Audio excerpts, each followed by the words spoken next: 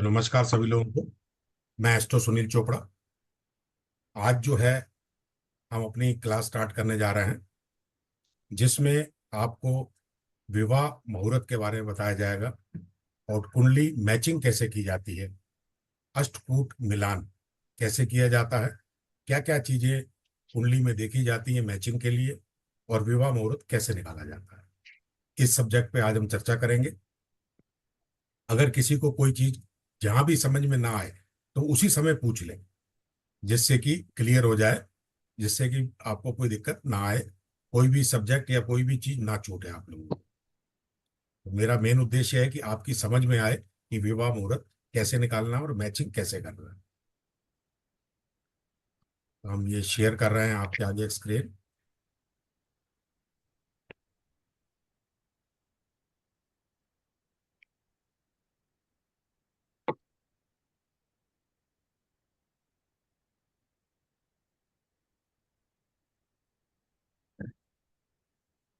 सबसे पहले आता है कि कुंडली मिलान कैसे करें, क्योंकि विवाह मुहूर्त निकालने से पहले वर और वधु का मैचिंग होना बहुत जरूरी है। जब तक मैच प्रॉपर नहीं होगा, विवाह का कोई औचित्य नहीं रहता है। तो कुंडली मिलान के लिए हमें डेट ऑफ बर्थ, समय और स्थान, ये तीन चीजों की आवश्यकता पड़ती है, दोनों की, वर और वधु की। उसके द्वारा मिलाते हैं। ऐसा नहीं है कि अगर कुंडली नहीं है तो नहीं मिलाया जा सकता। नाम से भी उसकी कुंडली मिलाई जा सकती है और विवाह मुहूर्त निकाले जा सकते हैं। नाम ही सबसे है मेन चीज। अगर जो राशि है, नाम से हम ज्ञात करते हैं उसकी राशि, और राशि के अनुसार मैचिंग भी कर सकते हैं और विवाह मुहूर्त भी निकाल सकते हैं। और अगर जन्म तिथि, समय और स्थान प्रॉपर अगर हमें मिल जाता है तो वो ज्यादा उचित है। उससे पूरा वर्णन निकाला जा सकता है। अब गुण मिलान के लिए अष्टकूट मिलान कहते हैं इसको। अष्टकूट मिलान क्यों कहते हैं? क्योंकि ये 8 होते हैं, 8 गुण होते हैं जिनको की मिलाया जाता है वर और वधु के बीच में। इसमें अगर 18 गुण मिल जाते हैं तो 18 गुण को हम लोग ठीक मानते हैं, और 18 से ऊपर होते हैं तो अच्छे माने जाते हैं। और 18 गुणों से अगर नीचे होते हैं तो उसे कम गुण माने जाते हैं, तो अच्छे नहीं होते हैं। लेकिन कहीं कहीं उसका प्रभाव बाकी चीजें देखकर उनका परिहार भी होता है। अगर किसी कोई दोष आ रहा है और उसका परिहार भी हो रहा है तो उन गुणों को हम उसमें जोड़ देते हैं। इस तरह से 18 से ऊपर गुण बना लिए जाते हैं। अगर 18 से ऊपर के गुण बन रहे हैं तो वो उचित मिलान कहा जाएगा, और 18 से कम है तो उचित मिलान नहीं होगा परिहार करने के बाद भी। तो अष्टकूट मिलान के जो 8 गुण हैं, ये कौन कौन से हैं? पहला वर्ण आता है। वर्ण को जो संख्या दी गई है वो 1 दी गई है। ये सीरियल से है, 1 से लेके 8 तक। 8 गुण, 8 ही नंबर। ये नंबर है, ये सीरियल नंबर नहीं है। ये उनकी मार्किंग है। तो वर्ण को 1 नंबर दिया गया है, वश्य को 2 नंबर दिया गया है, तारा को 3 नंबर दिया गया है, योनि को 4 नंबर दिया गया है, मैत्री को 5 नंबर दिया गया है, और गण को 6 नंबर दिया गया है, भुकुट को 7 दिया गया है, और नाड़ी को 8 दिया गया है। इस तरह से ये 8 गुणों को नंबरिंग में डिवाइड करके बांटा गया है। और इनकी अगर टोटल करते हैं तो ये 36 आता है टोटल। तो टोटल जो है वो 36 गुण होते हैं। अगर 36 गुण हैं और इसमें से कितने मैच कर रहे हैं, प्राप्तांक कितने हैं, ये चीजें देखकर हम ये इसका पूरा वर्णन करते हैं कि कितने अंक मिले इसको। ये थे 8 गुण आपको जो मैंने बताया है। अब इनका मैं वर्णन बता देता हूं अष्टकूट मिलान का, कि इनका मतलब क्या होता है। जो ये गुण है, अर्थ क्या होते हैं। ये जो 8 विकल्प दिए गए हैं, ये शब्द जो है अष्ट कूट, अष्ट मतलब 8, और कूट मतलब होता है इसका पक्ष। ये 8 पक्ष हैं। इन 8 पक्षों को किस तरह से विभाजित किया गया है और उनका वर्णन क्या है, पहले हम उसके बारे में जानकारी ले लेते हैं। अब सबसे पहले आता है वर्ण। वर्ण मतलब होता है जाति। अब ये दोनों लड़का और लड़की के उसमें देखा जाता है कि इनकी जाति क्या है। जाति से क्या पता लगाते हैं कि जातक के अंदर अहंकार कैसा है। नेचुरली कोई उच्च जाति का होगा तो उसके अंदर अहंकार अधिक होगा, नीच जाति का होगा तो उसके अंदर अहंकार कम होगा। तो लड़का और लड़की में एक दूसरे में कितना गुस्सा है, कितना अहंकार है, इसको चार भागों में वर्ण को विभाजित किया गया है। एक है ब्राह्मण, जो कि उच्चतम कहलाता है। दूसरा है क्षत्रिय। तीसरा वैश्य। और चौथा शूद्र, जो निम्नतम कहलाता है। अब कोशिश करते हैं कि शूद्र और ब्राह्मण इनका मैच ना हो, तो ये जाति में अंतर आ जाता है। क्षत्रिय चलेगा, ब्राह्मण चलेगा, वैश्य चलेगा, लेकिन शूद्र के साथ में अगर ब्राह्मण मिलता है तो उसको उचित नहीं माना जाता। इस तरह से हम ये चार जातियां दी गई हैं, ब्राह्मण, क्षत्रिय, वैश्य और शूद्र। अब लड़का किस उसका है वर्ण का, और लड़की किस जाति की, ये दोनों का मैच हम करते हैं। अगर दोनों अच्छे हैं, ब्राह्मण क्षत्रिय हैं या क्षत्रिय वैश्य हैं, तो अच्छा है। तो ये हमारे को पूरा एक नंबर मिल जाता है। दूसरा आता है वश्य। इसमें एक व्यक्ति को पांच प्रकार में विभाजित किया गया है। वनचर, शेर के समान जंगली जानवर। वनचर मतलब जंगलों में चरने वाला, जंगलों में घूमने वाला, जंगली। फिर है चतुष्पाद, चार पैर वाला, हिरन के समान छोटे जानवर। फिर है जलचर, समुद्री जानवर। फिर है कीट पतंगे, कीड़े। अब ये लड़की किस उस वश्य की है और लड़का किस वश्य का, ये इसकी आपस में मैचिंग होना चाहिए। अगर मैचिंग नहीं होती है तो आपस में बनने में थोड़ी सी दिक्कत आती है। ये था दूसरा वश्य, इसको 2 नंबर दिए गए हैं। तीसरा आता तारा। ये भविष्य से संबंधित रहता है। जैसे आकाश में 27 तारे होते हैं, जिसे कि हम लोग नक्षत्र बोलते हैं। ये नक्षत्रों के आधार पे है कि दोनों के, लड़का और लड़की के आपस में नक्षत्र मैच करते हैं नहीं करते। मतलब नक्षत्र के स्वामी जो हैं वो दोस्त हैं या दुश्मन हैं। अगर दोस्त होंगे तो हमें पूरे नंबर मिल जाएंगे, और दुश्मन होंगे तो हमें पूरे नंबर नहीं मिलेंगे। अगला आता है योनि। अब देखी जाती है कि लड़का और लड़की की योनि क्या है। योनि से उनकी मानसिक स्थिति का पता चलता है कि ये लोग यौन संबंधी, इनके संबंध कैसे रहेंगे, अनुकूल रहेंगे या नहीं रहेंगे, आपस में प्यार कैसा होगा। तो ये चीजें जो हैं, योनि को 14 जानवरों में विभाजित किया गया है। 14 जानवरों में, जो कि हैं घोड़े, हाथी, भेड़, सांप, कुत्ता, बिल्ली, चूहा, गाय, भैंस, बाघ, हिरन, बंदर, शेर, नेवला, ये चीजें हैं। अब आप ये सारी चीजें आप लोग अच्छी तरह जानते हो कि बिल्ली और चूहा ये दो हो जाएंगे तो क्या होगा, बिल्ली चूहे पे हावी रहेगी। सांप और नेवला, एक जातक जो है सांप और दूसरा नेवला हो, तो क्या होगा, आपस में झगड़े रहेंगे। सांप नेवले की अक्सर लड़ाइयां झगड़े शुरू होते हैं। कुत्ता बिल्ली, बिल्ली चूहा, हिरन और शेर। इस तरह से ये जो जानवर हैं, इनको योनि कहते हैं। अगर ये मैच नहीं करेंगे तो वैवाहिक जीवन में समस्याएं आएंगी। इसीलिए ये जब चीजें मैच करती हैं तभी इसके मार्किंग मिलता है, नहीं तो इसका मार्किंग नहीं मिलता। फिर आ जाता है सबसे इंपॉर्टेंट चीज, ग्रह मैत्री। ये सबसे इंपॉर्टेंट होती है पूरी अष्टकूट मिलान में। जो सबसे अधिक महत्वपूर्ण चीज है वो है ग्रह मैत्री। यदि वर और वधु की ग्रह मैत्री नहीं होगी, ग्रह मैत्री का मतलब आपस में ग्रहों की दोस्ती। यदि दो ग्रह, इनके ग्रह कौन से देखेंगे, राशि के अनुसार। चंद्रमा जिस राशि में है उस राशि का स्वामी कौन है, उस राशि का जो स्वामी है क्या दूसरे के राशि स्वामी से मित्रता रखता है या दुश्मनी रखता है।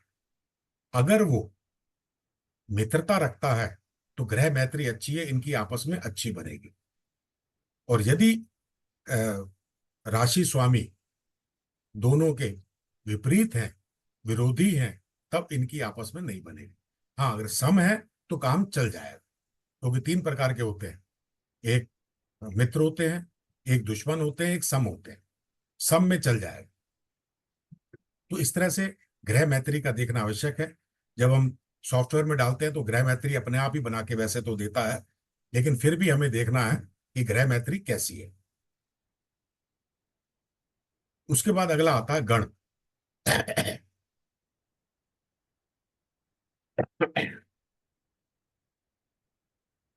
गण जो है ये कैसे कार्य करते हैं, ये तीन प्रकार की श्रेणियों में विभाजित किए गए हैं गणों को। एक देव है, दूसरा मानव है, तीसरा राक्षस है। अब ये देखना पड़ता है कहीं देवता और राक्षस तो नहीं मिल रहा है आपस में। यदि देवता और राक्षस मिलेंगे तो विरोधाभास होगा। मानव और देव चल जाते हैं, मानव और राक्षस भी चल जाता है, लेकिन देव और राक्षस ये नहीं चलता। तो इस तरह से गण भी हम देखते हैं कि गणों में कौन देव है और कौन राक्षस है। ठीक है, अब इसमें बेनिफिट मैं आपको आगे चल के बताऊंगा। बेनिफिट ये होता है, मान लो हमारा पुत्र है, इसका पहले बता देता हूं। मान लो हमारी संतान है और हमारा बेटा जो है वो राक्षस गण का है, लड़की जो है देवगण की है। अब हम क्या चाहेंगे कि देव लड़की आ जाए। अगर गुण कम भी होंगे तो राक्षस वाले गुण ये हम उसमें ऐड कर देंगे, क्योंकि देव और राक्षस जब मिलेंगे तो आपको 0 नंबर मिलेगा। अगर उधर 18 टोटल में कम है और हमारा लड़का है राक्षस है, क्योंकि हमारा लड़का है, हम लड़की देव चाह रहे हैं, तो वो नंबर भी उसमें प्लस हो जाए। इस तरह से 18 से ज्यादा नंबर बढ़ सकते हैं। क्योंकि नेचुरली है कि हर आदमी ये चाहेगा लड़का राक्षस भी है तो भी लड़की तो अच्छी आनी चाहिए। अब ये डिपेंड करता है उनके ऊपर कि लड़के वाले क्या देखते हैं, ये कि उनकी लड़की देव है और राक्षस से शादी करना चाहते हैं या नहीं चाहते, वो एक अलग बात हो जाती है। तो इस तरह से ये प्लस पॉइंट कभी कभी हमारे ये आ जाते हैं। तो इस तरह से हम लोग नंबरों को बढ़ा भी सकते हैं। अब आ जाता है उसके बाद में भुकुट, गण के बाद। भुकुट जो है, इसमें आपस में वर और वधु में कितना प्रेम है, ये उसके नंबर है। 7 नंबर होते हैं ये प्रेम के। अगर भ्रुकुट आपस में मिल रहे हैं तब उनमें अच्छा प्रेम होगा। ये राशि के नक्षत्रों के आधार पर मैचिंग है कि नक्षत्र कौन कौन से आपस में मिलते हैं, तो उसे प्रेम कहते हैं। आपस में इनका प्रेम रहेगा। यहाँ क्या रहता है, एक भुकुट और उधर ग्रह मैत्री, ज्यादातर इनमें ऑपोजिट रहता है। ग्रह मैत्री मिलेगी तो भुकुट नहीं मिलेगा, और भुकुट मिलेगा तो ग्रह मैत्री नहीं मिलेगी, ज्यादातर ये होता है। लेकिन अगर दोनों मिल रहे हैं तो बहुत अच्छी बात होती है। यहाँ वर और वधु के अंदर अच्छा प्रेम और अच्छा विचार, मतलब इनका नेचर एक जैसा हो, इसे कहते हैं भूखुट। फिर आता है नाड़ी। ये भी एक बहुत इंपॉर्टेंट है। जैसे ग्रह मैत्री थी, उसके बाद नंबर 2 में आता है नाड़ी। इसके 8 नंबर होते हैं। सबसे अधिक नंबर नाड़ी को दिए गए हैं। नाड़ी में क्या रहता है कि इनको तीन नाड़ियों में बांटा गया है। नक्षत्रों के आधार पर 3 नाड़ियां होती हैं, एक आदि, दूसरी मध्य, तीसरी अंत। ये 3 नाड़ी हैं। वर और वधु की एक ही नाड़ी नहीं होना चाहिए। यदि दोनों की एक ही नाड़ी होती है तब संतान में दिक्कत आती है, बांझपन आता है, संतान होने में परेशानियां होती हैं। ये दोष माना गया है, नाड़ी दोष। क्योंकि विवाह के बाद में संतान की उत्पत्ति और संतान की प्राप्ति बहुत कंपलसरी होती है। इस वजह से नाड़ी दोष को मेनली देखा जाता है। इसके परिहार भी है, मैं आगे आगे चल के बताऊंगा आपको। तो नाड़ी, गण और ग्रह मैत्री, ये 3 चीजें जो हैं बहुत इंपॉर्टेंट है, और इनकी मार्किंग भी अच्छी है। नाड़ी की 8 मार्किंग होती है, गण की 6 मार्किंग होती है, और ग्रह मैत्री की भी 4 या 5 है, कितनी, 5 के करीब रहती है। तो ये नंबर काफी अच्छे होते हैं। अब मैं आपको बताता हूँ नाड़ी का चक्र क्या है, नाड़ी कैसे देखते हैं। आदि नाड़ी है, यदि जातक का जन्म अश्वनी आद्रा, पुनर्वसु, उत्तरा भाद्रपद, हस्त, ज्येष्ठा, मूल, शतभिषा और पूर्व भाद्रपद में हुआ है तो उसकी आदि नाड़ी होगी। और मध्य नाड़ी कब होगी? जब भरणी में हुआ है, मृगशिरा में, पुष्य, पूर्व फाल्गुनी, चित्रा, अनुराधा, पूर्वाषाढ़, घनिष्ठा, उत्तरा भाद्रपद में हुआ है तो मध्य नाड़ी होगी। अंत्य नाड़ी कब होगी? जब जन्म उसका कृतिका में, रोहिणी में, अश्लेषा में, मघा में, स्वाति, विशाखा, उत्तराषाढ़ा, श्रवण और रेवती में हुआ है तो इसकी अंत्य नाड़ी होगी। तो इस तरह से ये 3 नाड़ियों के ये नक्षत्र हैं सारे के सारे। ये आपको मैं पीडीएफ में भेज दूंगा। इस तरह से हम देख सकते हैं कुंडली के अंदर मैच नहीं भी कर रहे हो तो आदि नाड़ी का जातक है, मध्य नाड़ी का जातक है या अंत्य नाड़ी का जातक। तो एक ही नाड़ी वर और वधु की कभी नहीं होना चाहिए। यदि एक नाड़ी होता है तो संतान उत्पत्ति में प्रॉब्लम होता है। इसके दोष निवारण भी है। यदि लड़का या लड़की दोनों का जन्म, लड़का या लड़की दोनों का जन्म एक ही नक्षत्र के अलग अलग चरणों में हुआ है तो नाड़ी दोष नहीं लगता। नक्षत्र चाहे एक हो लेकिन उनके चरण अलग अलग होना चाहिए तो नाड़ी दोष से बचा जा सकता है। नंबर 2, अगर दोनों की जन्म राशि एक हो और नक्षत्र अलग अलग हो तो नाड़ी दोष नहीं माना जाता। अगर उनका जन्म राशि दोनों की एक है, लड़का और लड़की की, लेकिन नक्षत्र अलग अलग है, तब नाड़ी दोष नहीं माना जाएगा। तीसरा है, दोनों का जन्म नक्षत्र एक हो और जन्म राशियां अलग अलग हो तब भी नाड़ी दोष नहीं माना जाएगा। 3 निवारण है नाड़ी दोष के। लड़का और लड़की का जन्म का नक्षत्र एक हो और चरण अलग अलग हो तो नाड़ी दोष का परिहार हो जाता है। अगर दोनों की जन्म राशि एक हो और नक्षत्र अलग अलग हो तब भी परिहार हो जाता है। और दोनों का जन्म नक्षत्र एक हो और जन्म राशियां अलग अलग हो तब भी ये परिहार हो जाता। तो ये था आपका परिहार करने का। फिर भी नहीं होता कि दोनों की राशियां भी एक है और नक्षत्र भी एक है और चरण भी एक है और फिर भी शादी करना है हमें, तब इसका उपाय है कि दोनों की एक ही नाड़ी हो तो महामृत्युंजय जाप करें मध्य नाड़ी में, तो इससे नाड़ी दोष दूर हो जाता है। तो उसको उपाय है, फिर उसका परिहार किया जाता है। तो ये था नाड़ी दोष का निवारण। अगर आपको शादी करना है, वैसे तो नाड़ी दोष है तो शादी ना करें, और अगर करनी ही है तो उसका निवारण किया जा सकता है। फिर आता है कुंडली मिलान के अंदर मंगल दोष। मंगल दोष की भी जांच की जाती है जब मैचिंग की जाती है। ये तो 8 जो मैं आपको बताया, ये अष्टकूट मिलान था। इसमें आपने चरण देख लिए और आपने वो अंक देख लिए कितने मिले हैं। अगर 18 से अधिक है तो अच्छा है, 18 से कम है तो देख लें। अपना बच्चा अगर राक्षस गण का है तो उसमें उसको नंबर बढ़ जाएंगे। तो इस तरह से ये कैलकुलेशन अपन कर लेते हैं। और उसके बाद जैसे नाड़ी वो बता रहा है मैचिंग के अंदर नाड़ी दोष है और अगर चरण अलग अलग आ रहे हैं तो 8 नंबर और जुड़ जाएंगे तो वो मार्किंग जो है बढ़ जाएगी। अब आता है उसके बाद क्या देखना है आपको, अष्टकूट मिलान के बाद में मंगल दोष। वर और वधु में मंगल दोष है या नहीं। मंगल दोष कब होता है? जब मंगल पहले घर में, चौथे घर में, 7वें घर में, 8वें घर में और 12वें घर में होता है, उसे मांगलिक कहते हैं। 2 प्रकार से इसे देखा जाता है, एक चंद्र कुंडली से, एक लग्न कुंडली से। अगर लग्न कुंडली से मांगलिक है, 1 4 7 8 12 है, तब आंशिक मांगलिक कहलाता है। और चंद्र कुंडली से ना हो तो, यदि चंद्र कुंडली से मांगलिक है और लग्न से नहीं है तब भी आंशिक कहलाता है। यदि चंद्र कुंडली और लग्न कुंडली दोनों से मांगलिक दिख रहा है तब उसको पूर्ण मांगलिक कहते हैं। तो मंगल होता है, तो जब वो पूर्ण मांगलिक है या आंशिक मांगलिक है तो ऐसे जातक का विवाह मांगलिक व्यक्ति से ही करना चाहिए।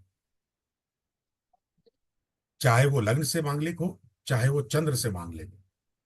तो मांगलिक ही जातक से विवाह किया जाए, वो ज्यादा अच्छा रहता है।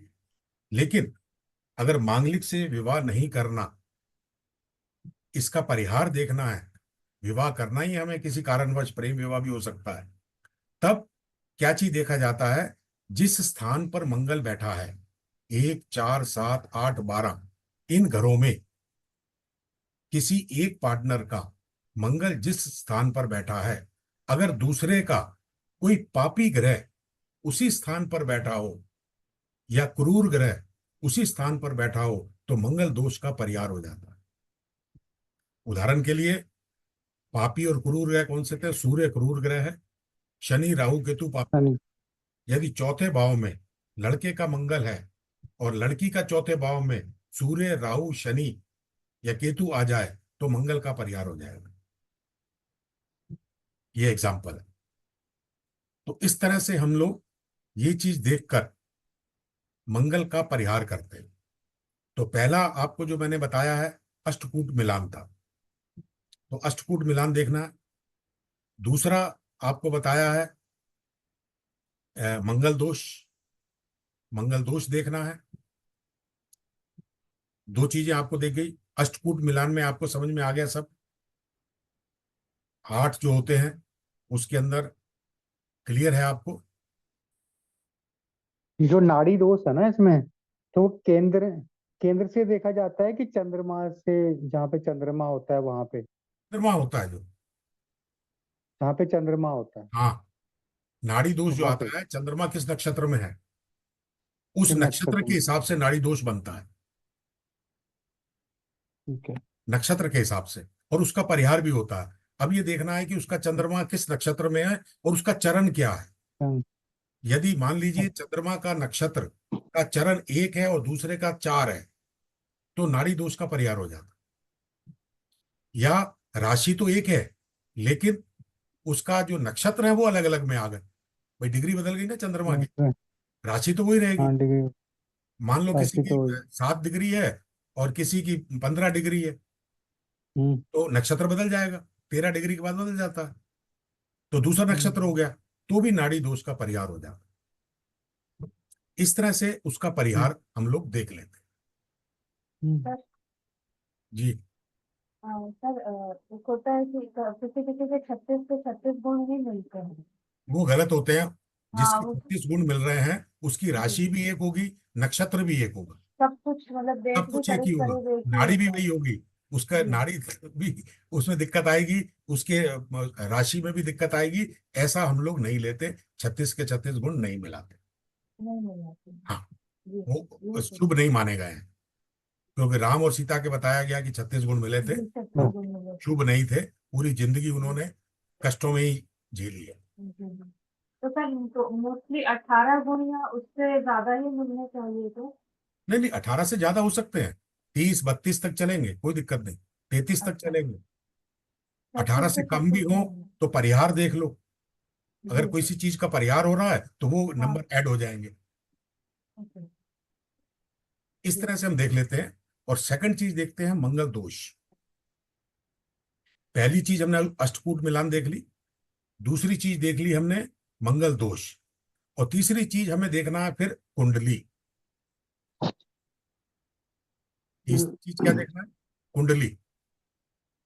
क्योंकि क्या है, विवाह के पश्चात आपने ये तो सब कुछ देख लिया कि इनका वैवाहिक जीवन अच्छा रहेगा, ग्रह मैत्री भी है, रुकुट भी अच्छा है, नाड़ी दोष भी नहीं है, गण भी अच्छा मिल रहा है, सब अच्छे मिल गए।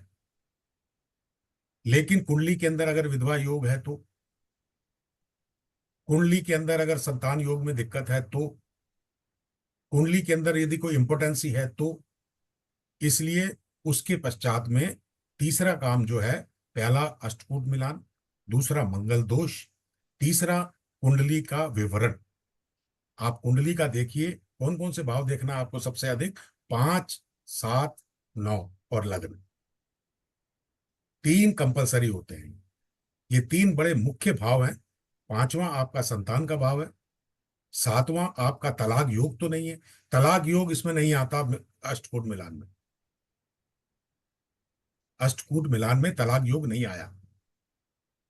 फिर लोग कहते हैं कि सब हमने तो अच्छा मिलाया था, हमारे तो 30 गुण मिल रहे थे, हमारे तो 32 गुण मिल रहे थे, फिर तलाक क्यों हो गया? तलाक इसलिए हो गया कि आपका सप्तम भाव खराब था। उसका सप्तम भाव देखिए, कहीं ऐसा तो नहीं कि पापी ग्रह सप्तम भाव में बैठे हो और वो तलाक योग बना रहे हो। कहीं अल्पायु तो नहीं है, मार्केश तो नहीं चल रहा उसका, या मार्केश आने वाला तो नहीं, मार्केश की महादशा लगने वाली तो नहीं है। और अभी कौन सी उसकी महादशा चल रही है? क्या राहु की महादशा चल रही है? दशाएं कौन सी अभी कंटिन्यू में है जब विवाह हो रहा है? इस तरह से हमें कुंडली का विश्लेषण करना बहुत आवश्यक है। जब आप अष्टकूट मिलान, मांगलिक, ये दो चीजें देख लेते हैं, ये दो चीजों का आपने ओके कर दिया कि अष्टकूट मिलान भी ठीक है, मांगलिक वाला भी बात, या दोनों मांगलिक हैं या दोनों नहीं है, जो भी था ओके हो गया। तीसरी चीज आपको कुंडली का विश्लेषण करना है, जिसके अंदर उसकी लग्न की पावर देखना है, लग्न अच्छा है या नहीं है, लग्न पापकर्त्री योग में तो नहीं है, पंचम भाव क्या कहता है, सप्तम भाव क्या कहता है, और उसका भाग्य क्या कहता है, क्या लेके आया है, प्रारब्ध क्या है उसका। जब ये सारी चीजें मैच कर जाती हैं, अल्पायु तो नहीं है, अष्टम भाव क्या कहता है, ये सारी चीजें जब मैच कर जाती हैं तब आप विवाह के लिए ओके करिए। नहीं तो मना कर दीजिए अपनी तरफ से, तो हाँ कभी करिए ही नहीं। अगले हो गई भाई आ गए, तेरी मर्जी है, तेरे को जो करना हो वो करो, मैं इसके लिए इजाजत नहीं देता। अपने ऊपर कभी मत लो जब तक कि आपको डाउट हो। मेरे को जरा सा भी डाउट होता है मैं मना कर देता हूँ, मैचिंग नहीं है, गलत है। तो इस तरह से हम लोग मैचिंग करते हैं और अपने कस्टमर को सही जवाब देते हैं। कई बार मेरे साथ ये किस्से हुए हैं, मैंने मना किया, उन्होंने शादी की, साल भर बाद लौट के आ गए कि साहब आपने कहा था तलाक, ये हो गया तलाक, अब क्या करें? मैंने कहा आ जाओ, पहले तो कहा था तुमसे नहीं करो, तब उन्होंने कह दिया नहीं कर लो कोई दिक्कत नहीं, मैंने कर लिया, अब आ जाओ। फिर लौट फिर के आदमी कस्टमर आपके पास आया क्योंकि आपने सही बताया है, फिर उसे लगता है नहीं वहां सही बताया गया था, अब वहीं चलना चाहिए। तो ये चीजें होती हैं, इसलिए हमें ये चीजें बड़ी विशेष रूप से देखनी होती हैं और ये निकालनी होती है। तो ये थे आपके कुंडली मिलान कैसे करते हैं, सारे अष्टकूट के जो गण नाम है, गुण हैं, उनके सारा विवरण बताया मैंने आपको। और ये ज्यादातर हमें जानकारी होना चाहिए, लेकिन